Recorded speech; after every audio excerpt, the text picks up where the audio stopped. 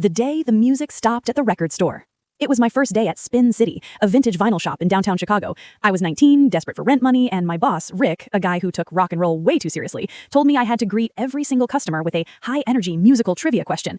If they got it right, I had to do a literal air guitar solo. It was cringe city, but I needed the check. About 2 hours in, an older man walked in. He looked exhausted, like he hadn't slept in a week. He was clutching a tattered, yellowed record sleeve.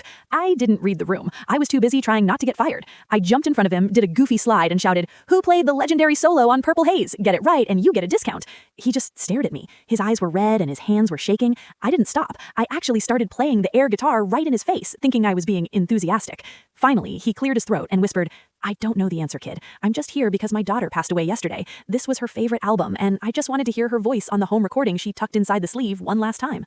The left out of my lungs. My guitar-playing hands dropped to my sides like lead weights. I felt like the smallest, most idiotic person on the planet.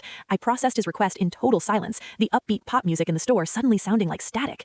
I helped him find a turntable in the back, and we sat there as the crackly audio of a young girl singing Twinkle Twinkle filled the room. I was sobbing quietly by the time it finished.